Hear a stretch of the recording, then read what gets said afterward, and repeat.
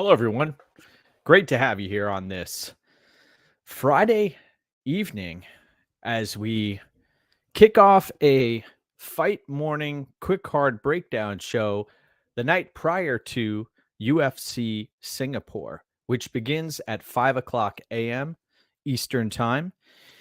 We've got 13 fights for you on the docket here, 10 of which are currently favored to end inside the distance. Should be a action-packed card. Great to get the cups of coffee flowing early in the morning.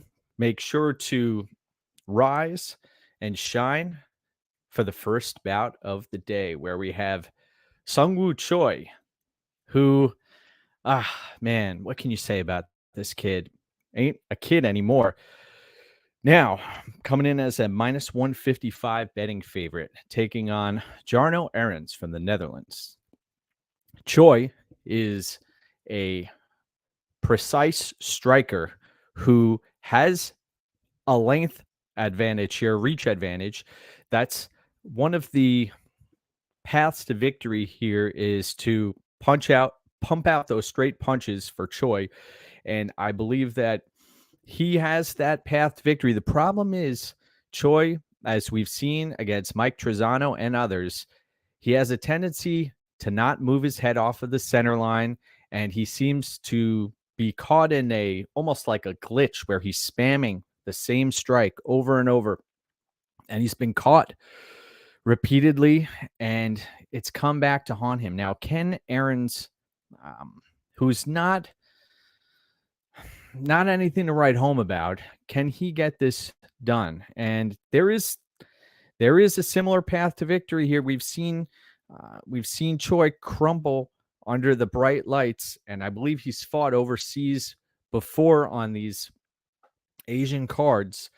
So I am going to be picking Choi, but this is one of those fights where the alarm is going off. You're rubbing your eyes, watching what's going on the television. And I am not going to put my hard-earned money on this bout. I've learned from Choi in the past that he has a tendency to let us down in big spots. And although he may be the better fighter here and much more technical fighter, I don't trust him with my money at this stage in his career. He's going to have to show me something, Choi. So maybe I know that this is one of those fights that could potentially hit the scorecards, but we know that Choi can pack a punch here. Give me Choi to win this bout, but I'm not going to be playing it. Next up, where we have Liang taking on JJ Aldrich. You want to talk about somebody who you have difficulty trusting out there? JJ Aldrich coming in as the minus 535 betting favorite, one of the widest lines on the card here, and she's taking on a Liang, who's taking this fight at 125 pounds. We've seen Liang be hell on wheels at times. Now, can she be the kryptonite for JJ Aldrich, who she tends to get caught in a robotic mode where she's not somebody needs to light a fire under JJ Aldrich. She reminds me a lot of Aspen Ladd when she's out there, to be honest. The way she moves. I know Aldrich does fight out of a solid camp in Colorado, and you would think you'd be able to trust JJ Aldrich in this spot, but I do not trust her, and I don't trust her to even go out of her way to finish a fight. The challenge here, Liang has a tendency to go for it early and often, and is she going to do it again under the bright lights in Singapore? Oof. If I was to play something here, it would probably be fight doesn't go the distance, but I don't trust Aldrich here. I watched back the tape, and there's really no sense of urgency from Aldrich. You can watch the switch get flipped at times while she's fighting, and she can shell up and give up bad positions at times. We've seen against Lipsky last time out, she struggled and dropped the ball as a big time favorite there. So I'd rather play fight doesn't go the distance here, although this is a low-level women's mixed martial arts bout where we've seen folks who their inability to get the finish, these fights can last longer than expected. So, and the other thing is Aldrich, looking up and down her resume, she's not necessarily a finisher by trade. So this is going to be on Liang to force the finish, whether it be a kill or be killed approach. And is Liang capable of altering her strategy? That is the question also. I don't think she's going to change what brought her to the big show. And she's an exciting fighter. So give me Aldrich inside the distance, but I do not trust her at all.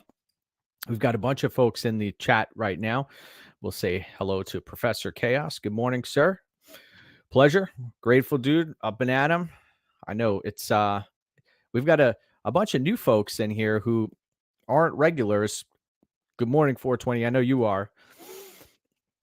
JP, great to see you. Tyler, welcome aboard. Welcome aboard. Who else is ready for Liang at 5:30 a.m.? I'll tell you one thing. She may get the crowd on her feet. You're going to stay up late for Blanchfield anytime. All right. Yes, Choi is a glass cannon. JD, good morning. Good morning. Get ready. Get ready. Evan, welcome aboard. We'll continue. We've got a lot of folks in here today. This is a great group of folks. Thank you for hopping on in. Let's get the intensity ramped up a little bit here. Let's talk some Billy Goff against Yusaku Kinoshita.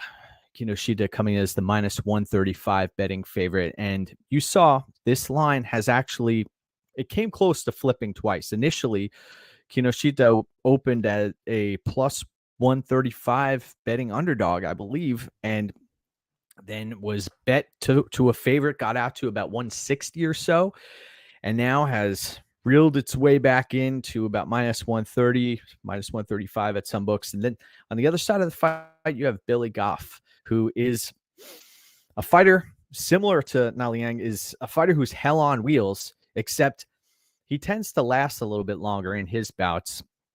He's a fighter who is going to go for the kill, and you want to talk about somebody who's a glass cannon. Goff, I know that he's going to fight hard for your money, but also this guy can get dropped multiple times during fights. And this is a dangerous proposition against a precise striker in Kinoshita who has wilted in the past. Also, this is a situation where Kinoshita, last time out, was a big favorite. He's got very straight punches. The killer instinct is there. That's something that I like to see from Kinoshita when you watch him fight. He also fights out of a solid camp in Killcliff, but he dropped the ball last time out and wilted quickly. Like, we're talking seconds. Was able to give up on himself, and that's the cause for concern. You're looking at a line here in Kinoshita at -135, and on the same card, you have another fighter who we'll talk about a few more fights down the docket, and Erin Blanchfield, who, granted, she has a stiff test against Santos, but very similar line here. And who would you rather put your money on? Would you rather put it on Kinoshita against Billy Goff, who has a tendency to not go away, or Erin Blanchfield, who is a dog out there, is going to fight hard for your money, and she has a path to victory here? So in this spot with Kinoshita, I'll be picking him to win, but this is a spot, a show me something spot for Kinoshita.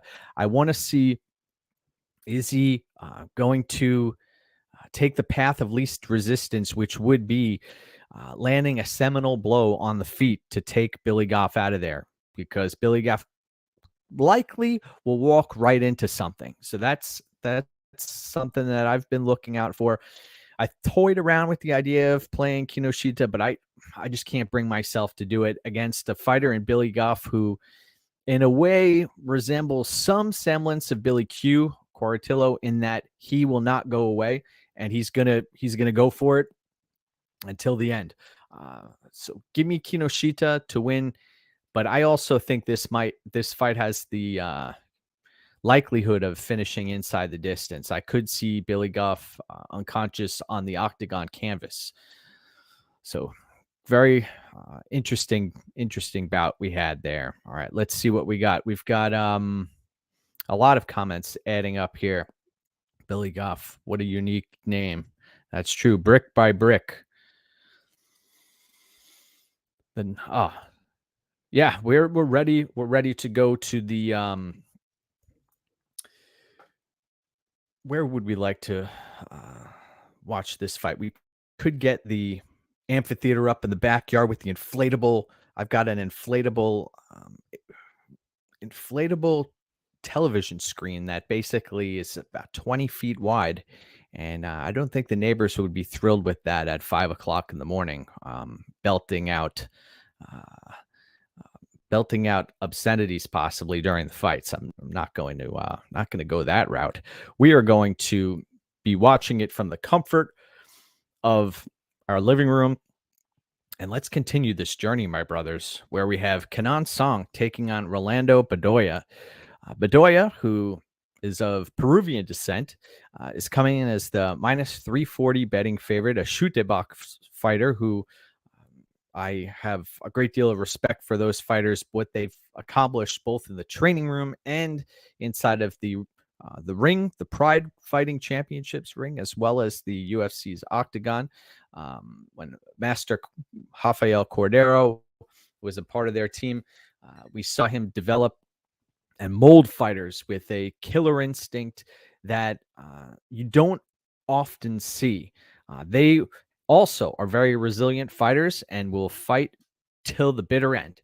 And you have Kenan Song, who is showing some warts out there. He is a fighter who is also looking a bit more brittle every time you watch him fight. Ian Gary really took it out of him there. The longer the fight went, you could see the durability start to wear.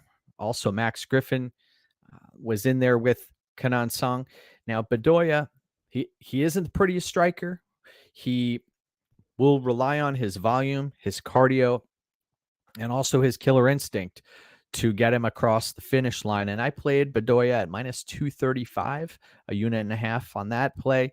And in this spot, Kenan Song, yes, I know there are a number of Asian fighters competing inside of the octagon here, but this is a fight where I have chosen to back the foreign fighter who's coming in from Peru to fight Kenan Song. And I'll be picking Rolando Bedoya. We saw him against Chaos Williams, he was there at the final bell, and he can take some punches. You talk about a chin.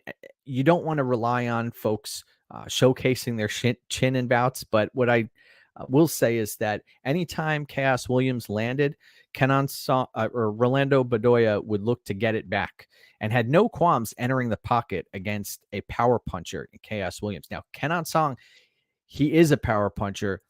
He will fight hard for your money, but I think that he's outmatched in this matchup, especially when it comes to the durability and the cardio down the stretch.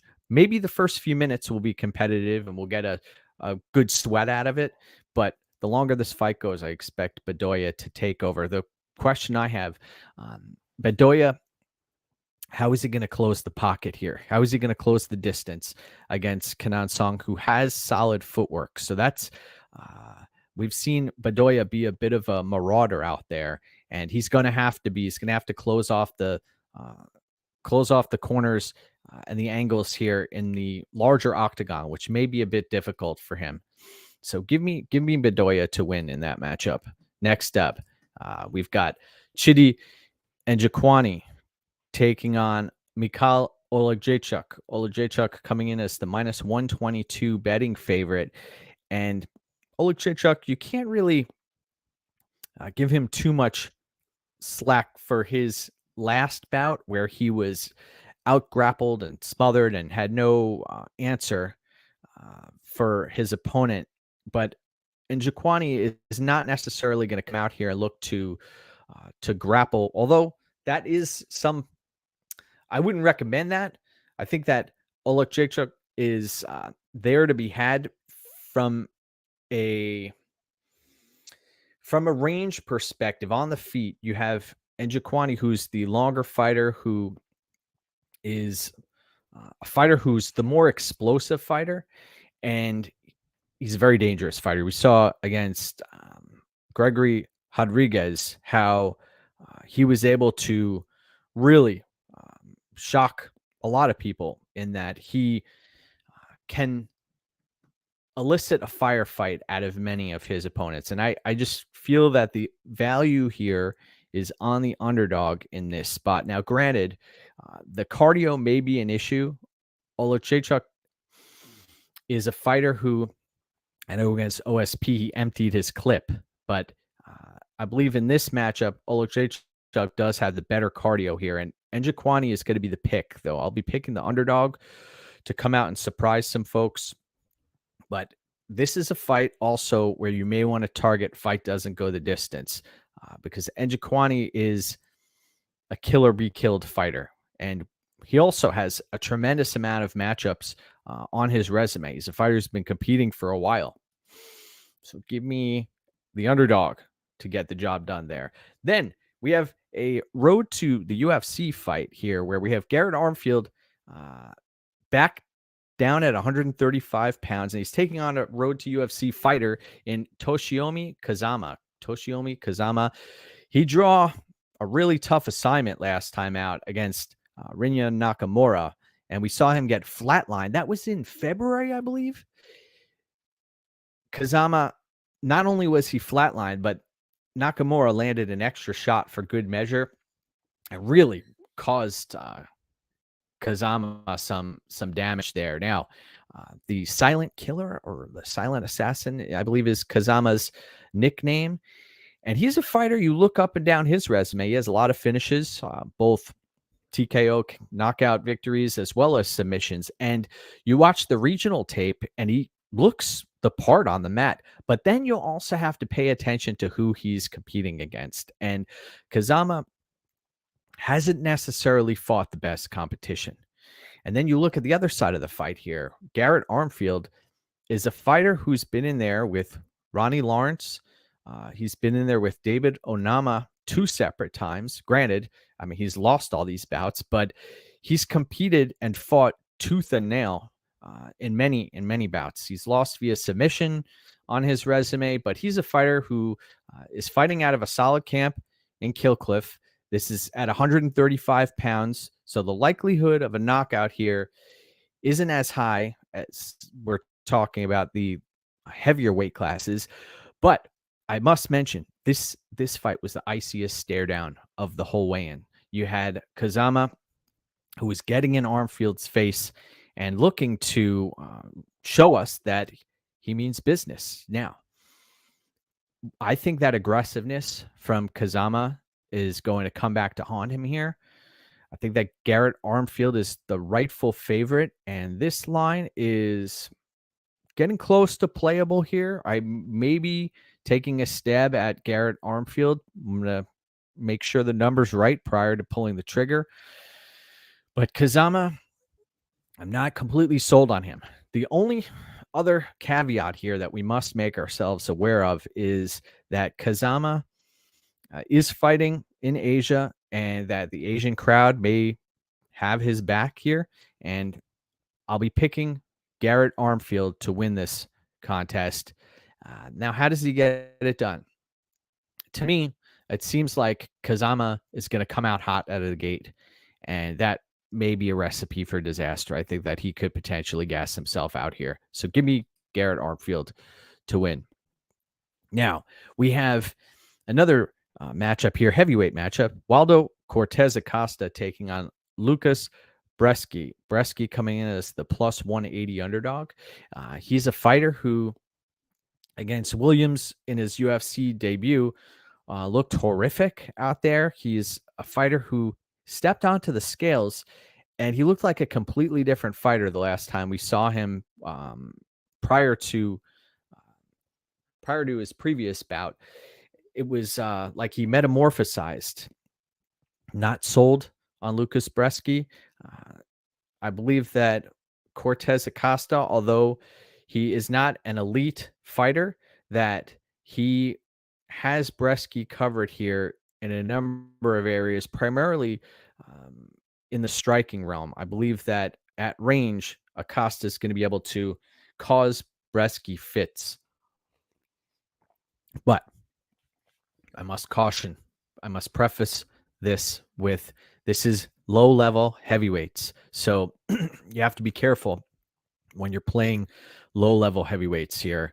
I'll be picking Acosta to win, but Breski, I believe that after this fight, he'll probably be getting his walking papers. Next up, we've got another heavyweight matchup between Parker Porter and Junior Taffa. Junior Taffa is coming in as the minus 135 betting favorite, and you have Parker Porter on the other side of the fight, plus 114. I was at Parker Porter's last bout against Braxton Smith, and I was sitting a row or two in front of Braxton Smith's family, who was going wild while Parker Porter was laying it on him. And Braxton Smith, I believe, has popped for, I don't know what substance it was, but he's USADA got him, I believe. And Parker Porter took Braxton Smith out of there fairly quickly. And now Junior Taffa, the brother of Justin Taffa, it's interesting how Porter is facing mutual opponents here, or siblings now. And you have Taffa coming in here, who last time out went the distance with Muhammad Usman in one of the worst fights in the history of the promotion. Junior Taffa is a fighter who's going to come in here and look to strike.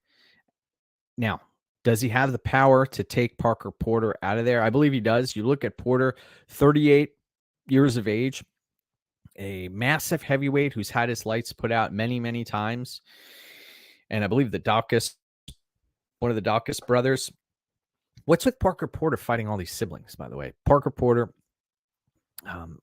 took on one of the Dawkins brothers and was taken out of there. I don't trust Parker Porter, but I also don't trust Junior Taffa here. I believe that closing the distance inside of the larger octagon is going to be a problem for Parker Porter, but if he's able to do so, he could put Junior Taffa on the mat and submit it.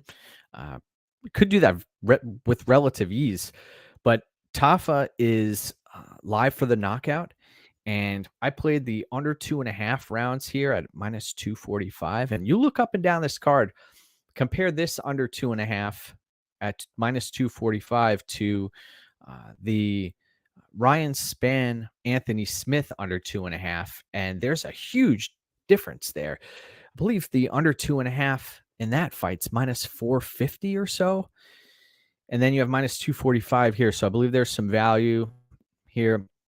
Under 1.5 in this fight is minus 112. I saw at one book.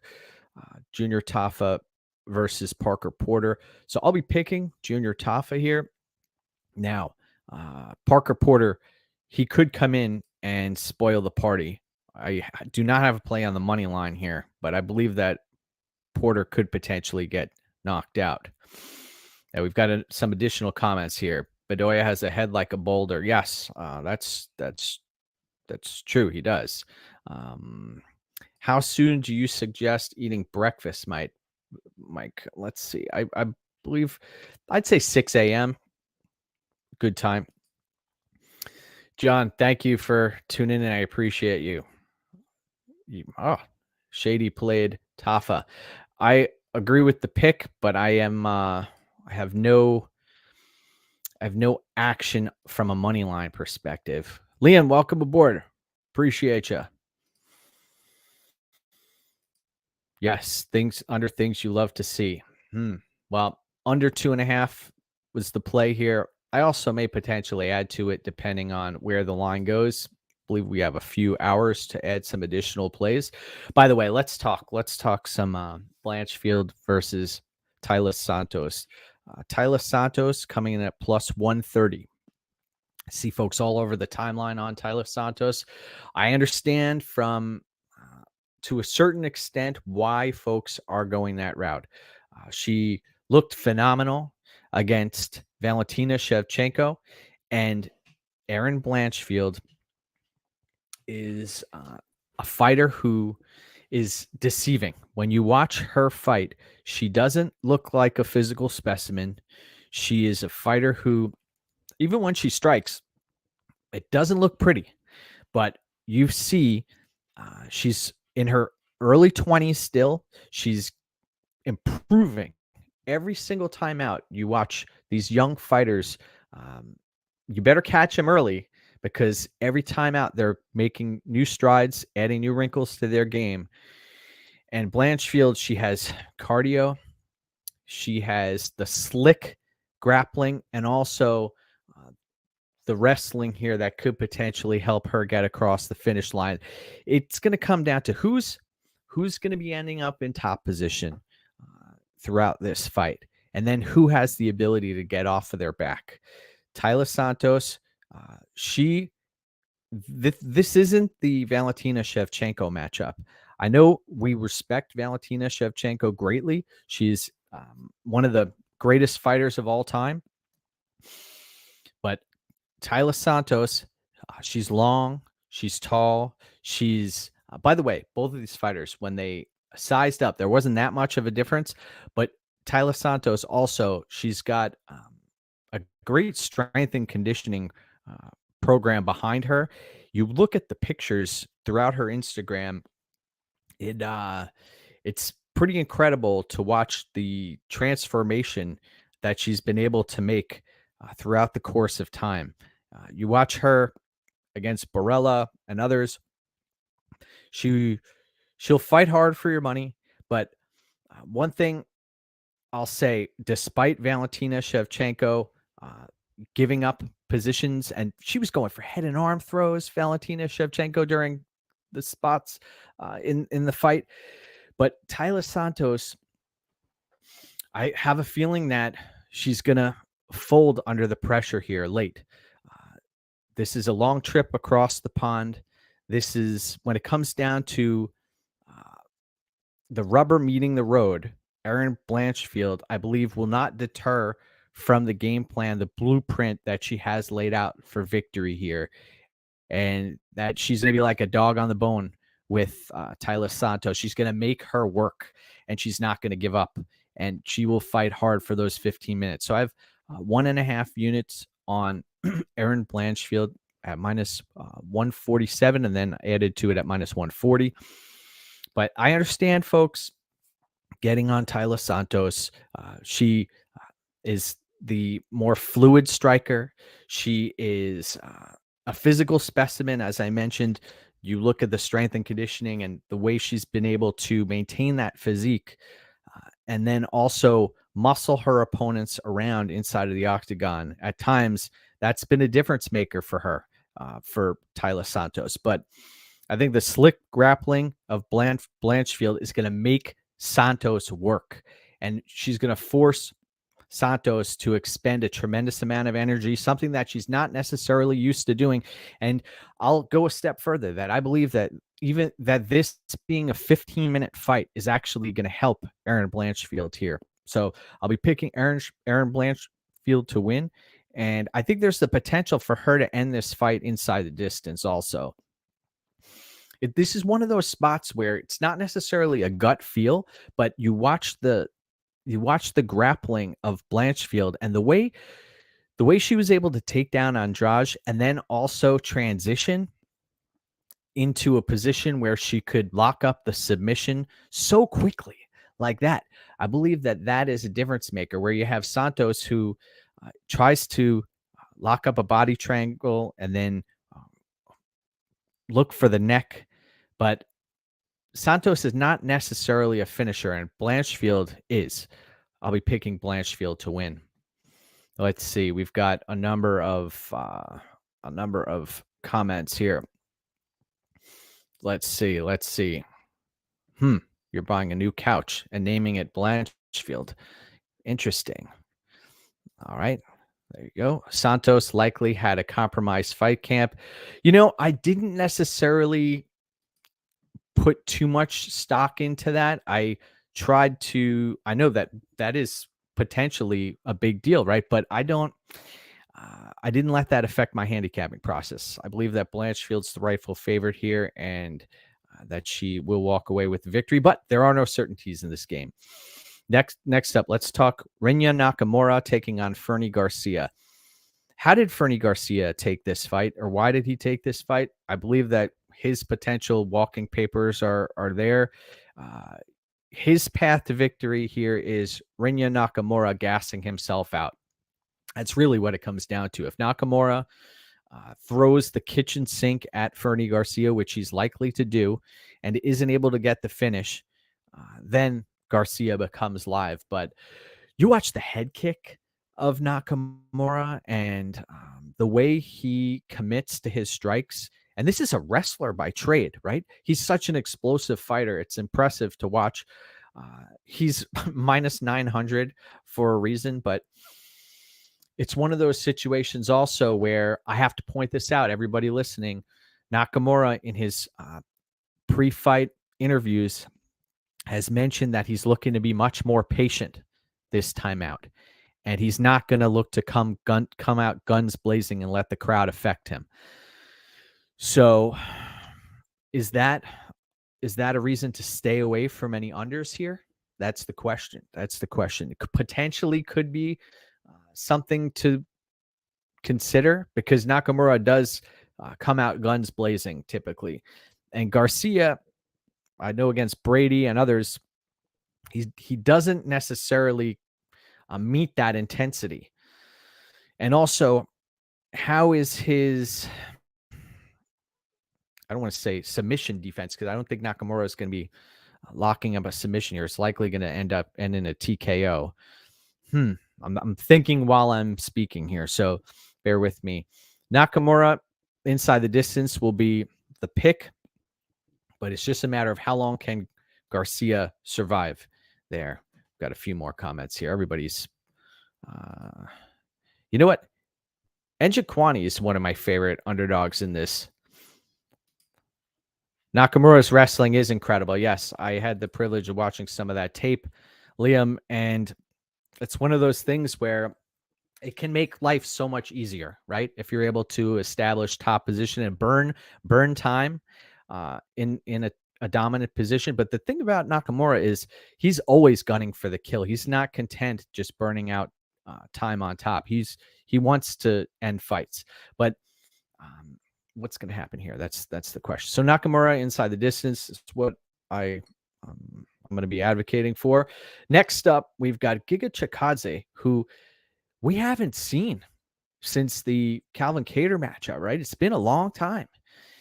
And he was bloodied and beaten, and he may potentially come back as somebody who we're not accustomed to seeing. You know, fighters change. Sometimes fighters get the fight beaten out of them, and they look different. They perform differently. And he's coming in as a minus 245 betting favorite. And I understand the path to victory here is to stay on the outside, land the kicks, and just stay evasive against Alex Caceres, who has a very wiry frame.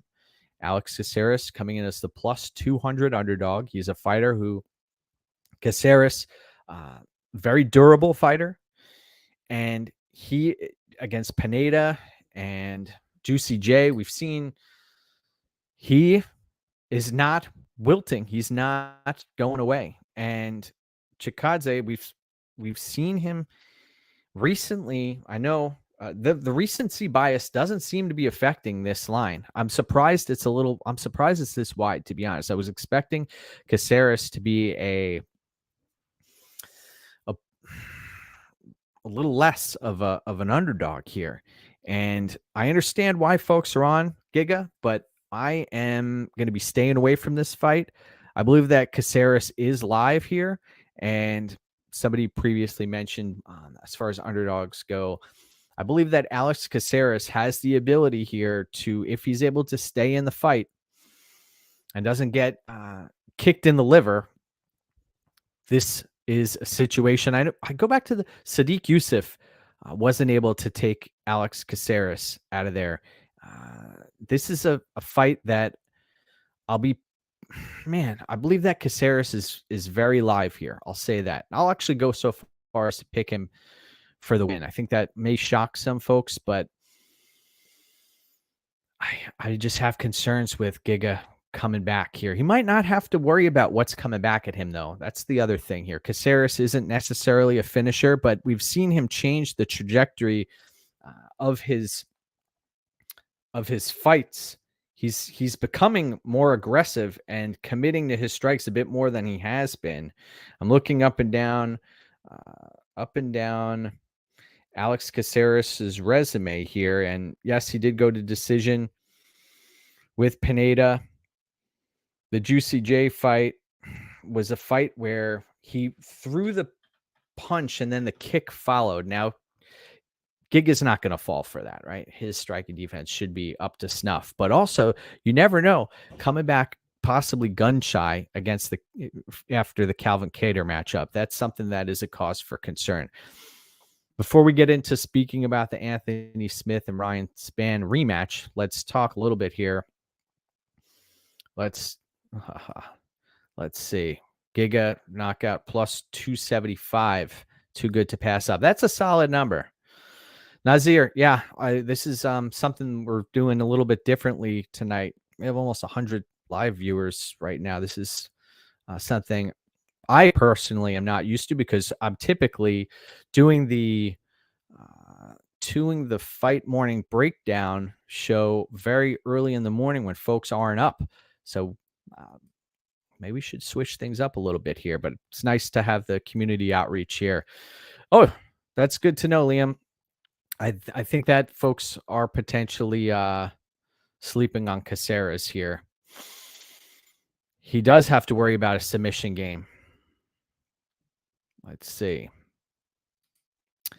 Test, good to see you. Good to see you. All right, let's talk Ryan Spann and Anthony Smith. Ryan Spann coming in as the minus 125 betting favorite. And this is a situation where they're running it back. You have Anthony Smith, who's looked, as far as the optics go, you can't look much worse than Anthony Smith. He was turtling, running away from Johnny Walker at times, shelling up, looking to survive. Honestly, it looked like he wanted the ref to step in and stop the fight. This fight, from a betting perspective, I believe, man, I don't think there's a lot of value on Anthony Smith here. I think that this could be the end of the road for him. Granted, only a few fights ago, we did see Anthony Smith dispose of Ryan Spann. That's a reality. You know, we did see that take place. And Anthony Smith does have solid grappling to speak of when he can get the fight there. He also has a right hook that causes a lot of opponents problems.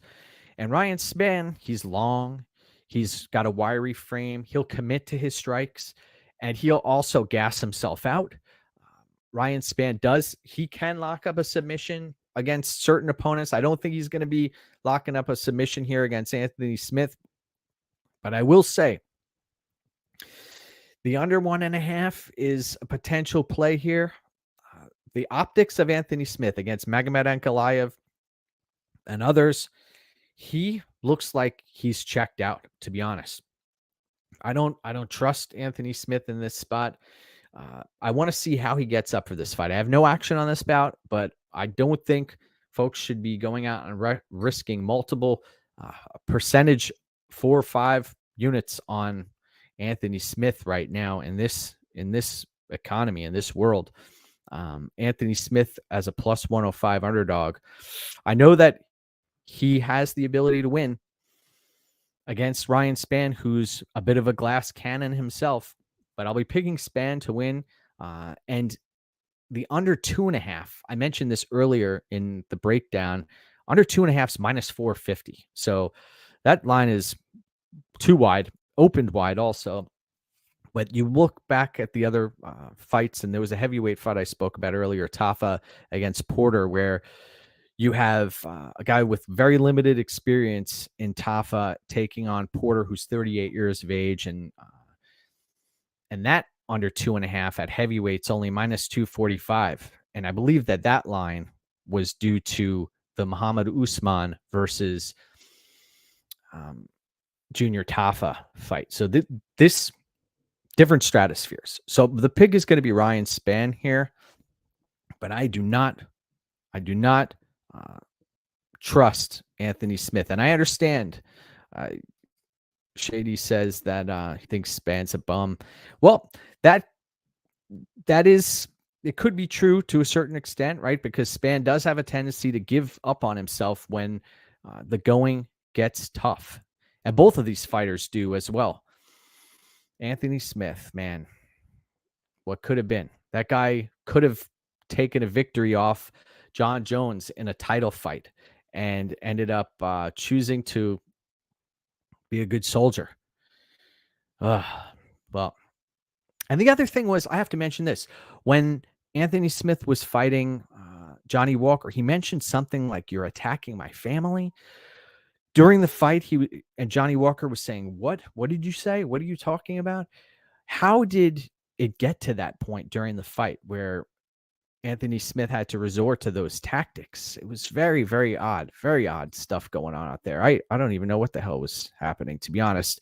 But Anthony Smith is not going to be my pick. I'll be picking Ryan Spann, and it is a volatile light heavyweight matchup. So I'm going to be avoiding the money line here. I believe that under 1.5 is likely a better option. Now, main event of the evening. We're at 41 minutes. We've got Max Holloway taking on Chan Sung Jung, the Korean zombie, in Singapore, scheduled for 5 rounds. Now, is this fight going to go the distance? Max Holloway has a tendency to pepper opponents with strikes, look pretty out there, and we know he can sit down on his punches when he wants to. Arnold Allen drew the fire out of him late in that fight, and both of those fighters had their moments. This matchup is intriguing because I believe a lot of folks out there have completely written off Chan Sung Jung, and I believe the money line speaks to that as well. You've got Max Holloway sitting at -700. Now, why did they book this fight? I believe this fight could potentially be Chan Sung Jung's swan song here, and I have to say, I go back to the Moicano fight, and there have been others.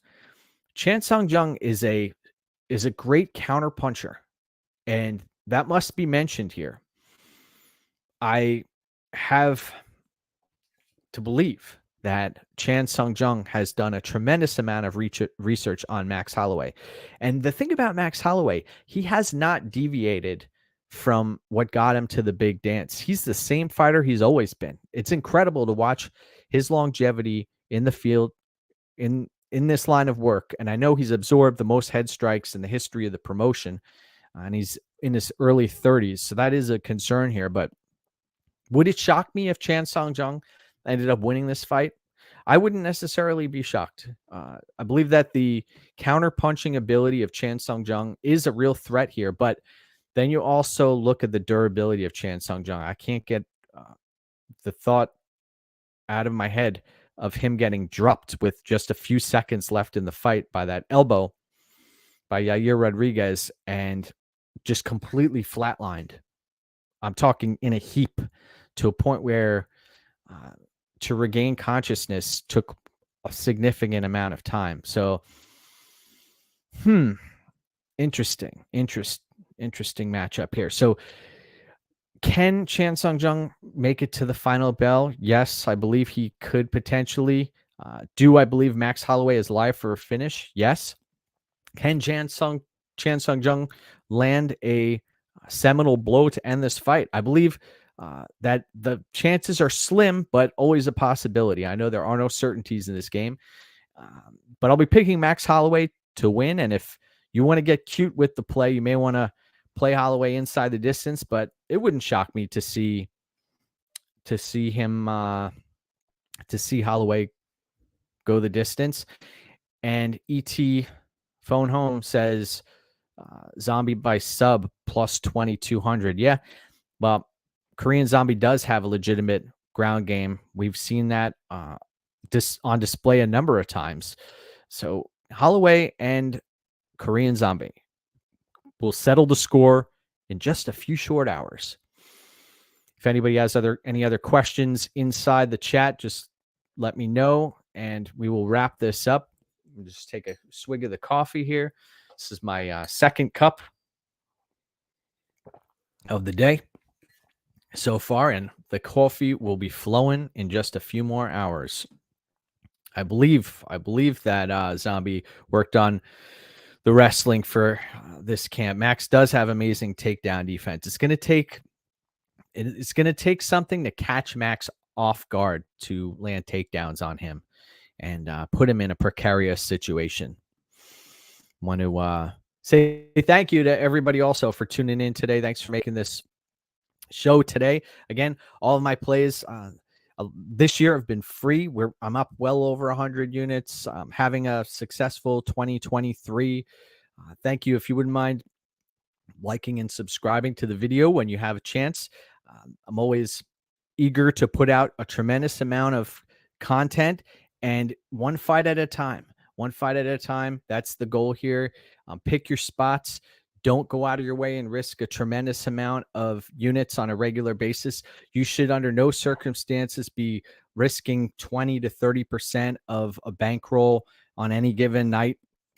That is a recipe for potential disaster. So pick your spots, everything in moderation. Chip away one fight at a time. Remember to go get what's yours. Thank you, folks, for tuning in. Have a great rest of your Friday evening and Saturday morning. I'll be catching up with everybody during the fights. I'll be tweeting throughout the entirety of the card. And thanks again, everybody. Let's do this. Let's go.